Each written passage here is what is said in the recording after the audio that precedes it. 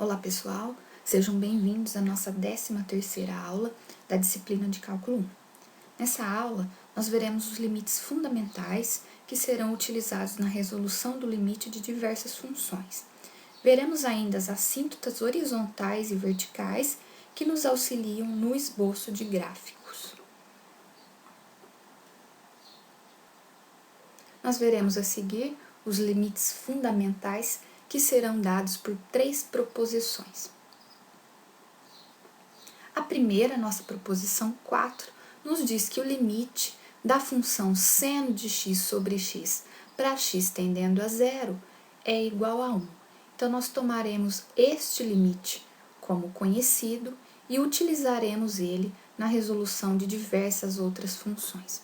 Por exemplo, no cálculo do limite para x tendendo a zero da função tangente de x sobre x, inicialmente recorde que tangente de x é igual a seno de x sobre cosseno de x. Assim, tangente de x sobre x fica seno de x sobre cosseno de x sobre x.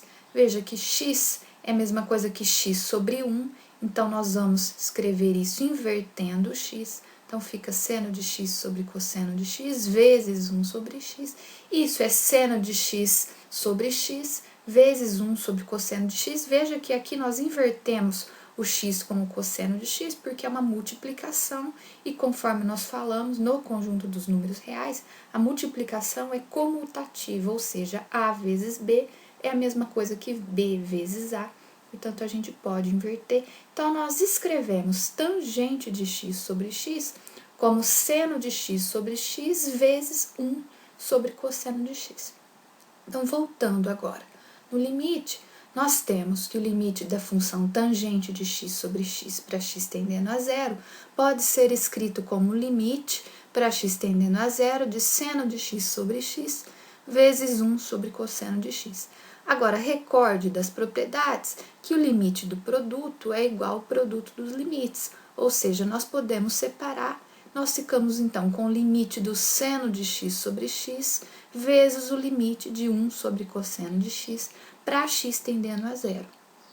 Agora, note que, neste primeiro termo, nós temos o nosso primeiro limite fundamental, e nós sabemos, pela proposição 4, que ele vale 1. Portanto, isso é 1. Agora, o limite de 1 sobre cosseno de x para x tendendo a zero, substituindo zero, nós ficaremos com 1 sobre cosseno de zero, mas conforme nós vimos quando falamos em funções trigonométricas, cosseno de zero é 1. Portanto, isso fica 1 sobre 1, que é 1. 1 vezes 1 é 1. Então, nós temos que o limite da tangente de x sobre x para x tendendo a zero também vai ser igual a 1. Em alguns livros, trazem limite da tangente de x sobre x para x tendendo a zero sendo igual a 1 como limite fundamental, ao invés do limite do seno de x sobre x. Mas aqui nós usaremos, conforme visto, o limite do seno de x sobre x para x tendendo a zero como o nosso limite fundamental. Como um outro exemplo, nós temos o limite para x tendendo a zero da função seno de 2x sobre x. Veja que novamente nós queremos utilizar o primeiro limite fundamental. Agora, recorde que no limite fundamental nós temos seno de uma variável sobre essa mesma variável, mas aqui nós temos 2 vezes a variável. O que nós vamos fazer então? Nós podemos fazer uma mudança de variável, chamando 2x de uma outra variável u. Portanto, se u é igual a 2x, nós tiramos então que x é igual a u sobre 2. Passamos o 2 para cá, dividindo, portanto, nós temos que x é u sobre 2, e conforme nós já comentamos, quando nós fazemos uma mudança de variável aqui na nossa função, nós também devemos mudar a variável no limite. Então, como nós tínhamos x tendendo a zero, agora o que vai acontecer com o u, que é a nossa nova variável? Bom, se x tende a zero, o u, que é 2x, tende a 2 vezes zero, que é zero. Portanto, aqui nós vamos ficar com u tendendo a zero. Então, fazendo agora essa mudança, nós trocamos seno 2x, fica seno de u. No lugar do x, nós vimos que o x é u sobre 2, então alteramos aqui u sobre 2. E ao invés de x tendendo a zero, nós teremos u tendendo a zero, conforme foi feita aqui a nossa mudança. Então, nós ficamos com seno de u sobre 2. Agora, u sobre 2 a gente vai inverter, isso fica 2 sobre u. Então, nós temos o limite para u tendendo a zero do seno de u vezes 2 sobre u. Agora, lembrando das propriedades, constante a gente pode deixar do lado de fora da função. E seno de u vezes 1 sobre u, isso é seno de u sobre u. Então, nós ficamos com 2 vezes o limite do seno de u sobre u para u tendendo a zero. Veja que este é o limite fundamental. Limite para uma variável tendendo a zero, do seno da variável sobre a variável. No caso aqui, ao invés de x, nós chamamos a variável de u, mas isso não tem problema nenhum. Então, nós ficamos com seno de u sobre u para u tendendo a zero, que é o limite fundamental, e nós sabemos que vale 1. Então, isso vai ser 2 vezes 1, que é 2. Portanto, o limite para x tendendo a zero do seno de 2x sobre x é igual a 2. Veja que para esses dois exemplos que nós fizemos, nós utilizamos o limite fundamental como um valor conhecido e conseguimos com ele resolver o limite para outras duas funções. Nós temos agora o segundo limite fundamental, que é dado pela proposição 5, e nos diz que o limite para x tendendo a mais ou menos infinito da função 1 mais 1 sobre x elevado a x, isso vai ser igual a e, onde e, conforme nós já falamos, é aproximadamente 2,7182, aí vai, é um número infinito.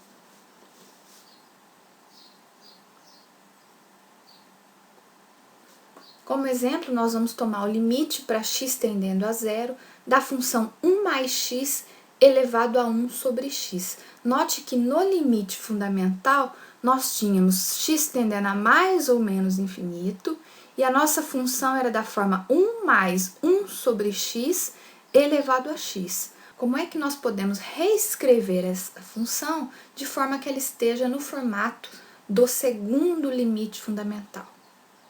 O que nós podemos fazer aqui é novamente uma mudança de variável, tomando o x como 1 sobre t. Observe que nós teremos então a função 1 mais 1 sobre t elevado a 1 sobre 1 sobre t. 1 sobre 1 sobre t é t. Então, nós teremos 1 mais 1 sobre t elevado a t, que está na forma do limite fundamental. Bom, se nós tomamos então x como 1 sobre t, então o t vai ser 1 sobre x, a gente inverte aqui, passa o t para cá multiplicando, passa o x para cá dividindo. Então, nós temos que t é 1 sobre x. Agora, pensando na mudança de variável aqui do limite, nós tínhamos x tendendo a zero, mas o x é 1 sobre t.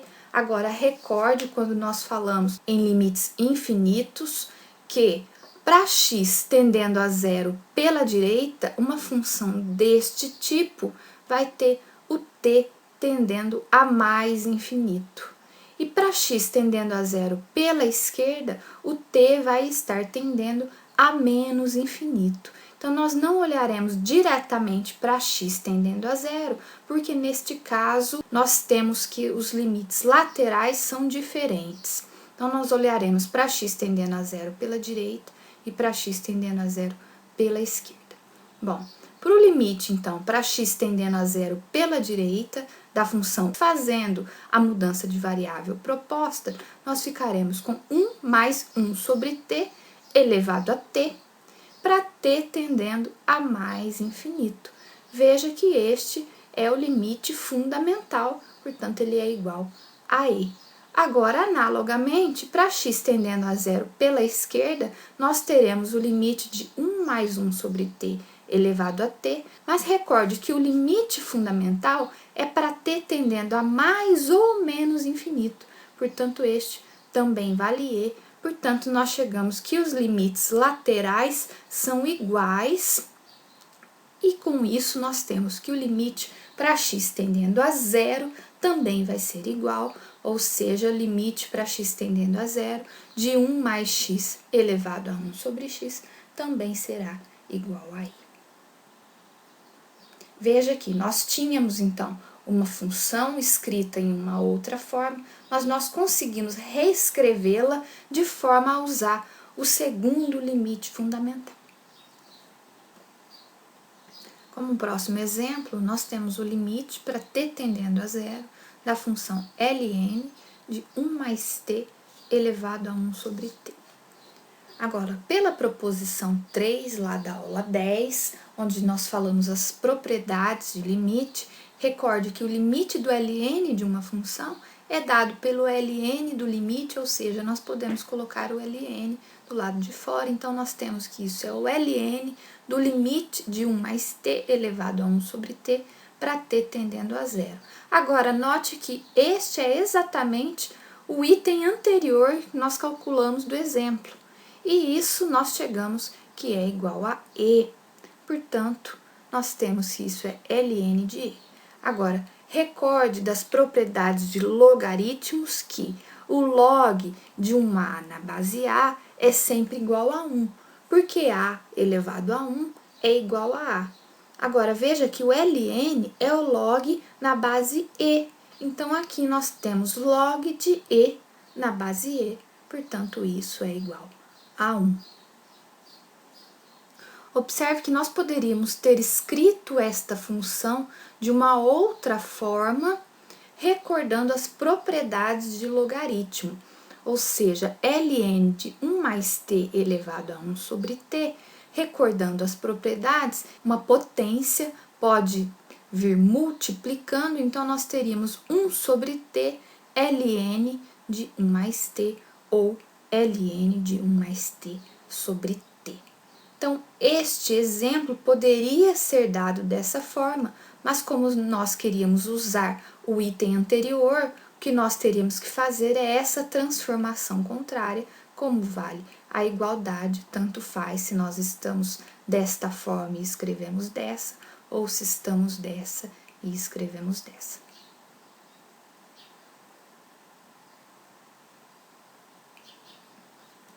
O terceiro limite fundamental é dado pela proposição 6 e nos diz que o limite da função a elevado a x menos 1 sobre x para x tendendo a zero é igual a ln de a, onde esse a é uma constante real, positiva e diferente de 1, seguindo as condições para o ln, conforme nós vimos quando falamos em funções logarítmicas.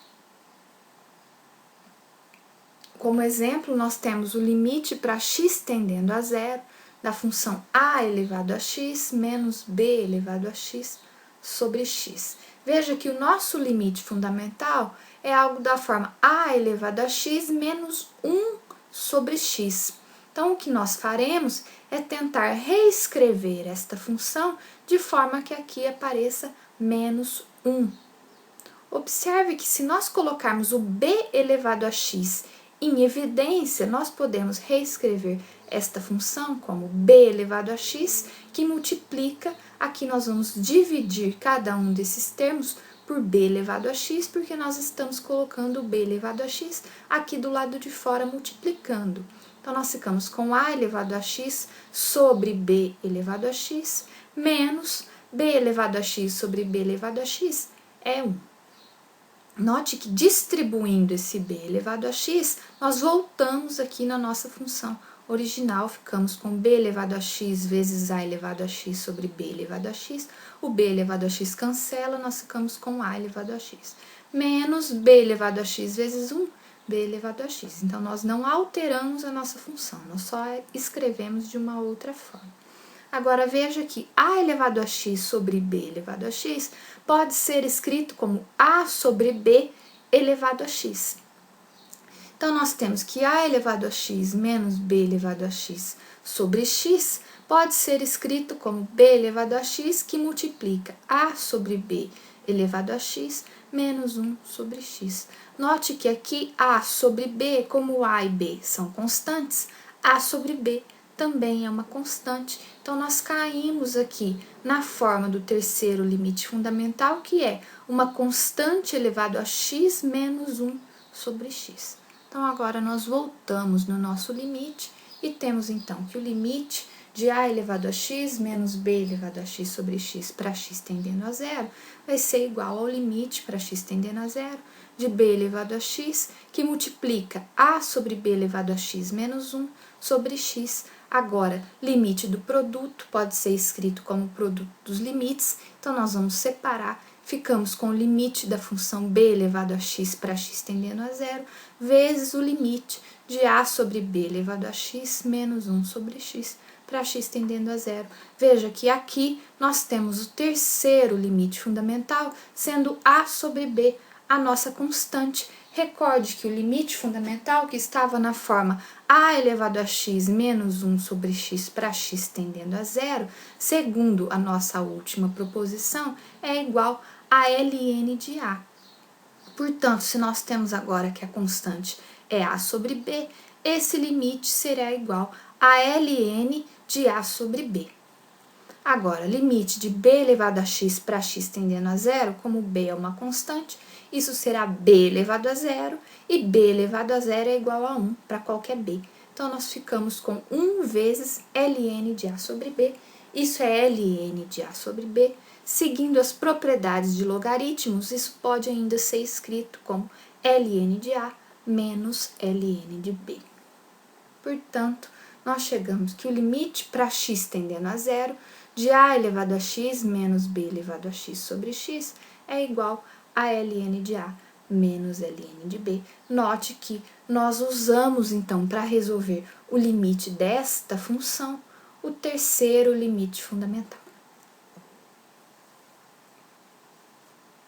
Nós falaremos agora em assíntotas horizontais e verticais. Voltando mais uma vez ao gráfico da função f de x igual a 1 menos 1 sobre x, lá do exemplo 1 da nossa aula 10, nós observamos que a função f de x se aproxima de 1 à medida que o x tende a mais ou menos infinito, ou seja, quando o x cresce, a função está crescendo, se aproximando de 1, quando o x diminui, a função está diminuindo e se aproximando também do 1. Nós temos então aqui uma retinha y igual a 1, que é a nossa assíntota horizontal. Nós encontramos com muita frequência gráficos que se aproximam de uma reta horizontal ou vertical ou inclinada à medida que o x cresce ou decresce. Nós temos aqui esses três exemplos, onde o primeiro é uma assíntota horizontal, no segundo nós temos uma assíntota horizontal e uma assíntota vertical, e no terceiro nós temos uma assíntota inclinada. Então, essas retinhas nós chamamos de assíntotas. Nós vamos analisar aqui particularmente as assíntotas horizontais e verticais. Então, nós definimos uma retinha y igual a b como uma assíntota horizontal do gráfico da função y igual a f de x, se pelo menos uma das afirmações for verdadeira, ou seja, se o limite de f de x para x tendendo a mais infinito for b, ou se o limite de f de x para x tendendo a menos infinito for b, sendo b uma constante real.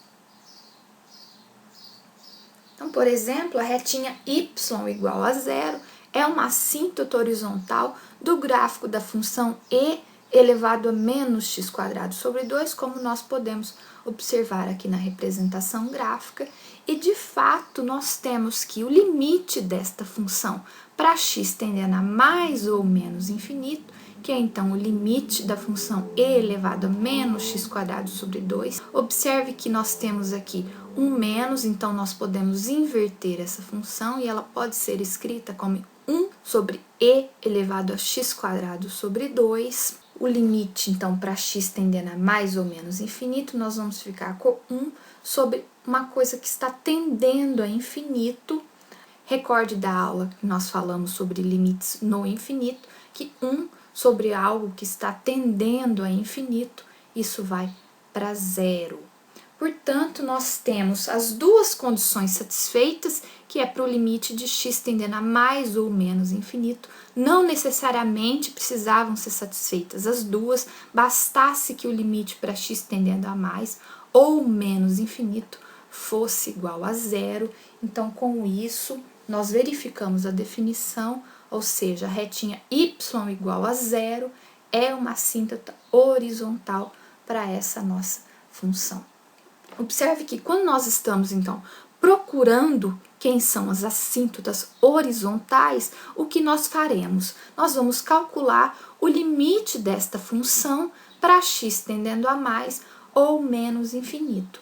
O valor constante que nós encontrarmos, nós sabemos, então, que y igual a essa constante é uma assíntota horizontal para a nossa função.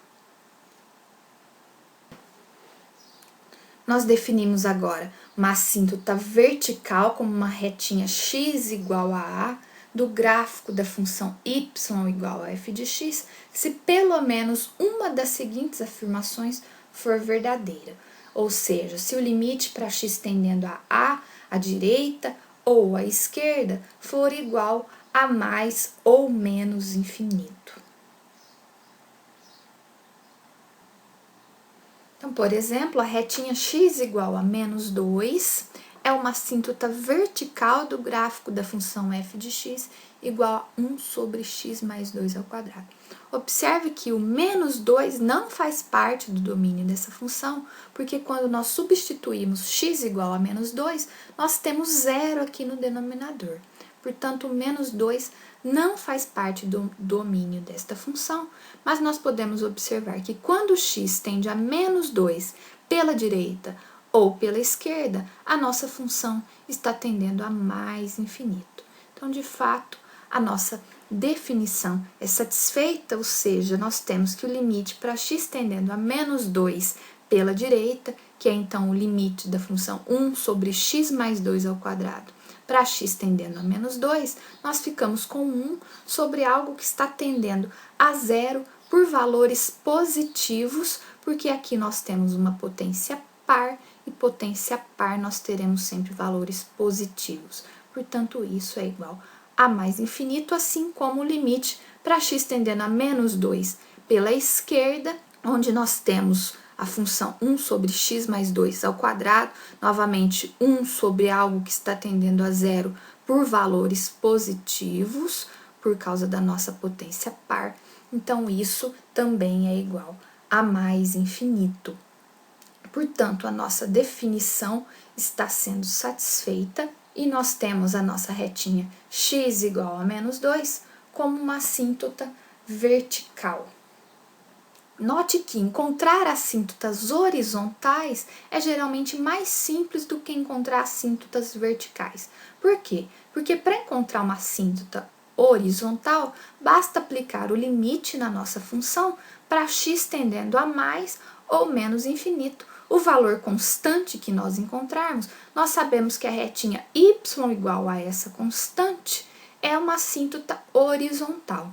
Agora, para encontrarmos a assíntota vertical, nós teremos que fazer o limite da função para x tendendo a este certo ponto, onde a retinha x igual a este ponto é a assíntota vertical. Mas como nós não conhecemos quem é a assíntota vertical, quem é que nós colocamos aqui no nosso limite? Então, a dica é, geralmente as assíntotas verticais se encontram nos pontos que não estão no domínio, conforme neste caso nós tínhamos que o menos 2 não estava no domínio, e quando nós aplicamos o limite de f de x para x tendendo ao menos 2 pela direita e pela esquerda, nós chegamos a mais infinito. Note que nós não precisávamos satisfazer esses dois limites, bastava que um deles, a direita ou a esquerda, fosse igual a mais ou menos infinito. Então, com isso, nós finalizamos a nossa aula 13. Muito obrigado a todos.